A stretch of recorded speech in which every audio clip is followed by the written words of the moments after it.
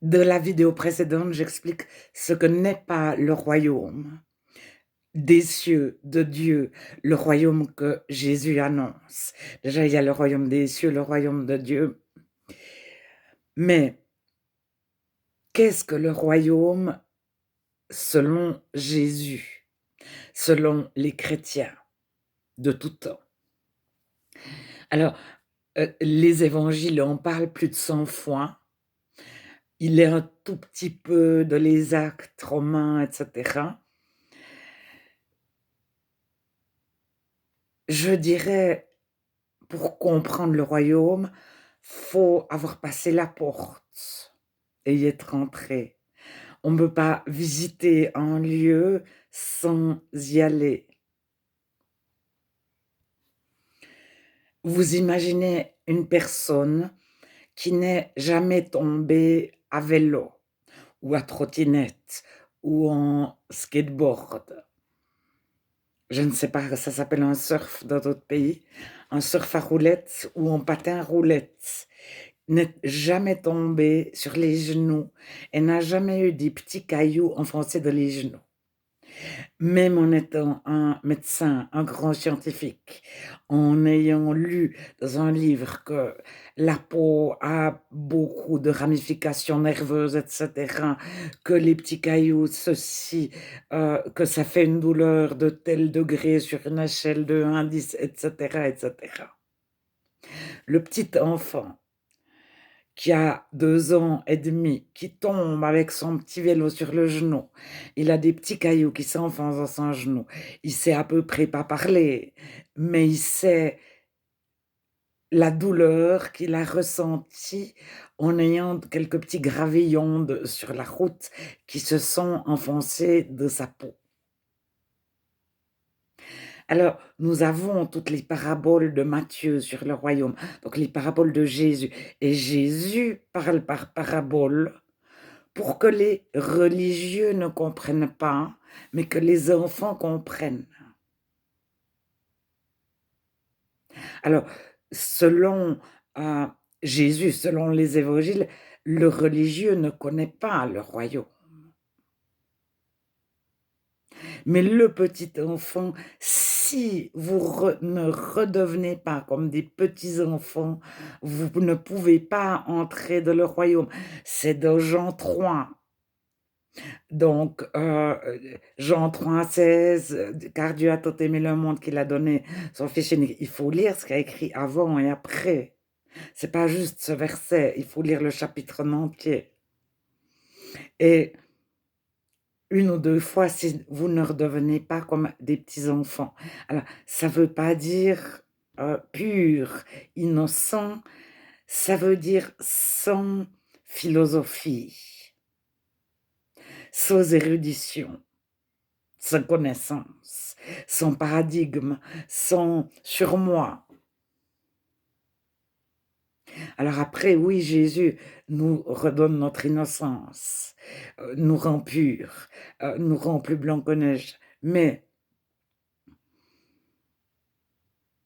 les paraboles de Matthieu, si on a vécu, si on a connu la marche chrétienne, si on a connu Dieu, si on a vraiment changé toute notre façon de penser parce que Dieu a transformé notre cœur et qu'on a vécu quelque chose. Quand on lit une des paraboles de Matthieu 13 sur le royaume, une parabole dite par Jésus, ça nous semble évident. Alors, si on lit la Bible avec le Saint-Esprit, mais Dieu nous parle par petites touches. Lorsque nous lisons la Bible, il nous parle par... On peut lire des chapitres entiers, on a plus ou moins, on a compris, mais il y a la parabole qu'on savoure, que Dieu nous fait comprendre chaque phrase, elle est comme écrite pour nous. Et puis quand on relit la Bible, une année après ou 6 mois plus tard, on retombe sur une autre parabole, c'est une autre qu'on va comprendre. La parole est vivante. Personne en lisant du début à la fin la Bible, même 10 fois de suite, ne comprend tout. C'est-à-dire elle est vivante. À chaque fois, on la découvre, on découvre quelque chose, je ne sais pas, quand Dieu souhaite que nous prions, ou bien on débute, on vient de se convertir, on est attiré par tous les versets qui parlent de prière. Et même si on lit 3 chapitres, on aura retenu le verset sur la prière. Mais si on relit la Bible 3 mois plus tard, on a grandi le même livre de la Bible, on on va plus voir le verset sur la prière, on va en voir un autre. C'est celui qui nous servira le jour même, généralement. C'est la manne du jour. Mais ça nous pose des racines, un fondement pour les jours suivants. Mais le royaume de Dieu n'est pas de ce monde, c'est entrer dans une autre façon de penser, une autre façon de concevoir la vie. Et celui qui mais on peut lire, c'est comme le médecin, il peut lire 25 livres sur la douleur que provoquent les petits cailloux qui s'enfoncent dans la peau du petit enfant. Si il n'a jamais, heu, vécu, il ne il réalise pas. Il faut qu'il ait vécu quelque chose de similaire. Alors c'est peut-être pas le genou, mais c'est peut-être mais au moment où il l'a vécu, il ferme son livre, il comprend. Il il le sait. Alors, les explications sur les paraboles de Jésus,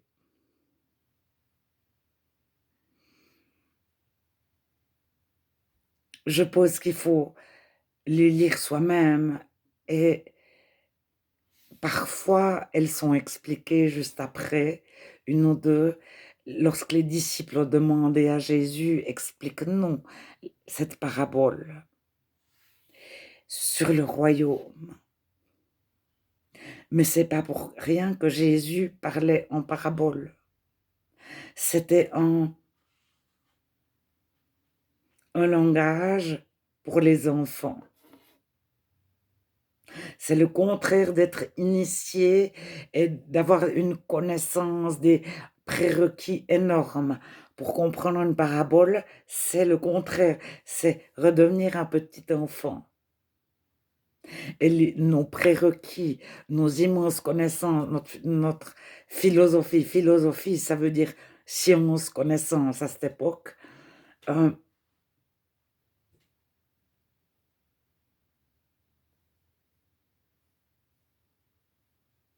c'est comme le médecin qui sait de son livre ce que c'est les ramifications sur la peau, sous la peau, et cetera. Il a lu des livres comme ça épais, mais il a peut-être oublié ce que c'était que de tomber sur le genou, sur le coude, heu et d'avoir des petits cailloux qui s'enfoncent.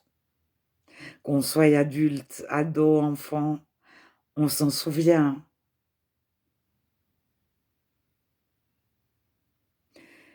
Et voilà, je ne sais pas quoi dire de plus sur le royaume, mais celui qui a connu Jésus, a connu Dieu, il a forcément connu le royaume de Dieu.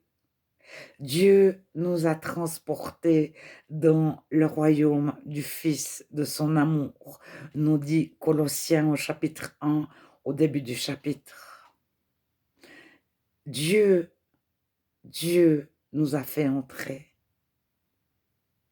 Dieu a transformé notre cœur. Dieu s'est révélé à nous. On ne peut pas avec notre intelligence, essayer de comprendre ce qu'on n'a pas vécu.